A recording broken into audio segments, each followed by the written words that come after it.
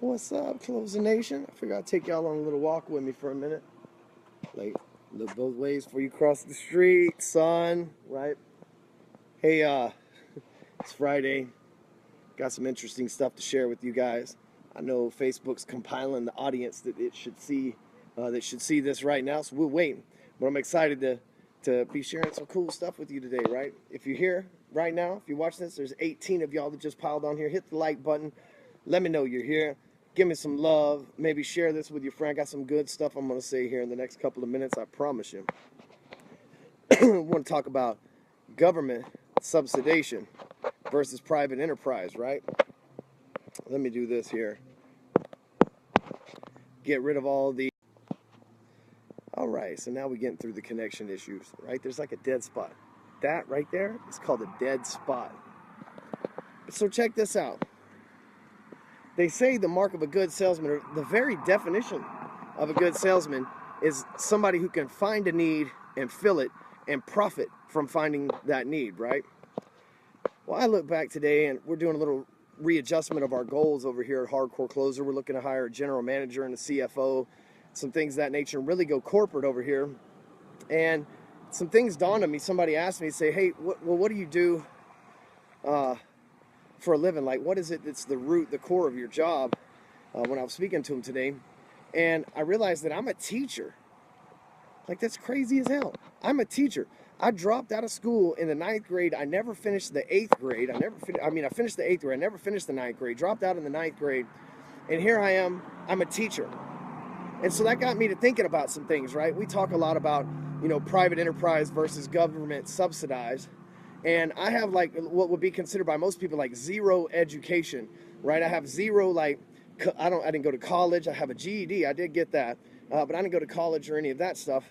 But yet last month we sold the company that I own. I have no partners, anything else. We sold $444,000 worth of product. A lot of that is profit. And here's the cool thing about that is this is a private teaching enterprise, right? Where the average teacher makes about $35,000 to $45,000 a year.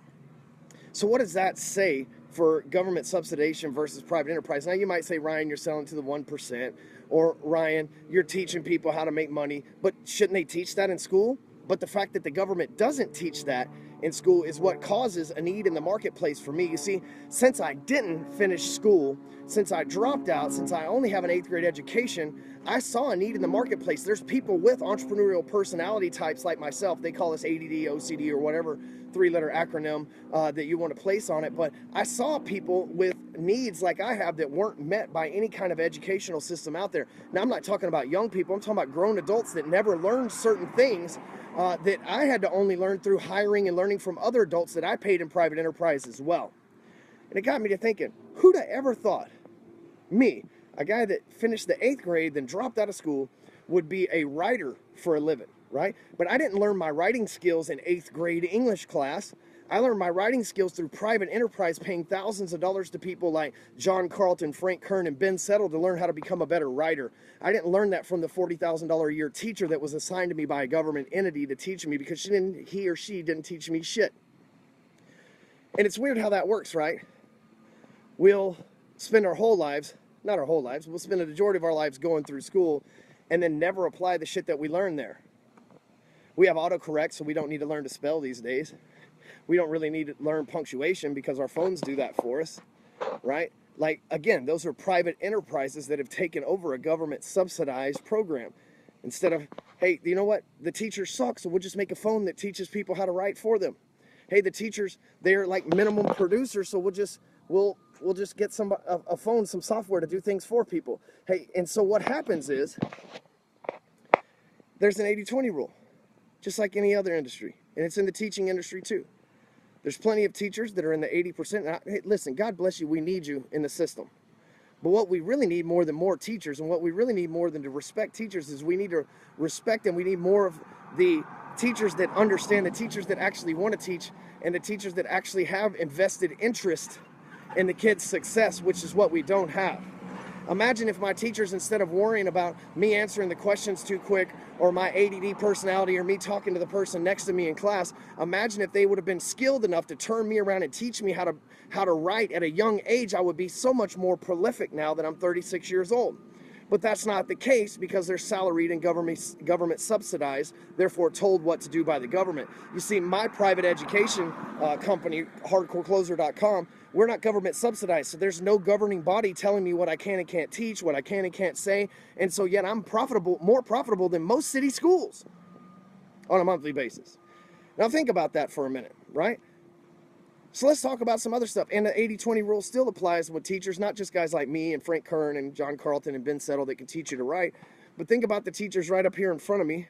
There's a private school, and the teachers that work in the private school get somewhere around $70,000 a year, twice as much as a normal teacher, but yet they only hire the elite. You see, there's a trend here. Again, it's a private enterprise. It's not a public school, so people pay. It's a for-profit entity. People pay, so therefore they have to hire more talent. You see here in the government educational system, people pay in the form of taxes. But if you rent an apartment, you're not really paying taxes, right? So you have no vested interest. When I send my kids to private school, I have a vested interest. But I can also tell the teachers, hey, look, as long as you understand that you work for me, I pay your salary. You can't really do that as a taxpayer. There was a time in America, as a taxpayer, you could call the mayor and you could say, hey, well, listen, I pay taxes, and this is what I expect to happen. And they would follow through and make sure that that was taken care of. But these days, we're so scared of government. I'm scared that I live here in Plano, Texas, that if I called the mayor and said, hey, man, what the fuck, dude? These people keep not taking out my trash, that they would target me and cause some kind of heartache on my family and my house. That's the world we live in these days. That's the only way government rules over us. And private enterprise is so much stronger because we control the money. And so I want you to think about something on a Friday today as we take a government mandated holiday off, right? You see, on Monday, government employees, people that work for government entities like banks and insurance companies and stuff like that, will be shut down. But yet private enterprise, small companies like myself, will be running everywhere making money while the rest of the government stuff sleeps. And that's how we roll. That's the difference between private enterprise and government subsidized. So think about this for a second. The next time you hear somebody that's complaining about their job, that's complaining about, maybe, especially if it's a teacher or somebody like that, complaining about the system, it's like, hey man, if you elevate your game and you become the best in your industry, you can go teach. There's tutors that make hundreds of thousands of dollars a year. Some of my wealthy friends hire tutors and nannies to come and teach their kids and pay them hundreds of thousands of dollars a year. Same class of education, the same graduate degree, same everything else. The difference is they're a private enterprise. They're more invested in the success of the kids. And I think that's what's missing from the educational system. But I pray, I'm not a religious guy, but I pray that we don't ever fix it. You know why? Because that makes my job go away. And the good news is the government's not going to fix shit. They're only here to make it worse. So I got a lot of job security. And for those of you that follow me that are entrepreneurs and coaches and consultants and stuff like that, as long as the government can't get their shit together, we're always going to have a high-paying job to come clean up the mess that they made. And it's a beautiful thing. So, but lastly, this 80-20 rule, and it's really more of a 90-10 rule, but it applies in sales just as much as it does teaching. You know, there's a lot of people that ask in the Sales Talk with Sales Pro group, they say, hey, Ryan, how do I get a high-paying job? A guy the other day hits me up and he says, hey, man, how do I make $50,000 a month? I gave him a simple answer. He wasn't trying to hear it, but I said, become the best at whatever the fuck you do. And he said, well, man, you know, I'm already good, blah, blah, blah. Well, like, you're good. But if you were the best, you'd already be making 50 grand, not asking me how to make it. Right? So focus on becoming the best, and that 50 grand will show up. You see, there's a lot of coaches that don't make 50 grand a month in the business that I'm in. Right? We made, like I said, $440,000 last month because we're focused on being the best. Right? We're focused on delivering stuff that nobody else can.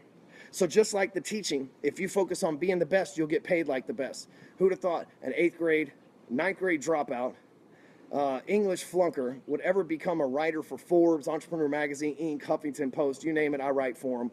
Good Men Project, Influence, like I'm all over the place, right? Who'd have ever thought that? And it wasn't thanks to the government subsidized teachers. Well, the same thing in your business. If you're not trying and striving to become the best at whatever it is that you do, you'll never see the numbers that you want to see. It's easy to say, I want to make this money. It's easy to say, I want to be the best. I want to be Rich Fromm, but I'm not willing to put in the work. I want to be Arnold Schwarzenegger, but I'm not willing to put in the work. I want to be Barack Obama. He's the leader of the free world, but I'm not willing to put in the work.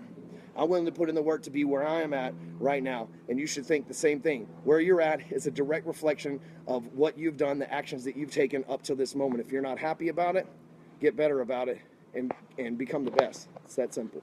So that's my rant for today. Make sure you subscribe at hardcorecloser.com. Make sure you put your email in, join the 10-day hustle over there, or at least opt in for my book so that you can get my emails. Send an email today out about hookers and blow. It was awesome. If you're in the sales community, you absolutely love it. Hardcorecloser.com. I'm going to go back inside because it's hot as fuck out of here. I would have recorded this inside my nice air-conditioned house, but we got maids running vacuums and all this shit because we got family coming in town. So, later.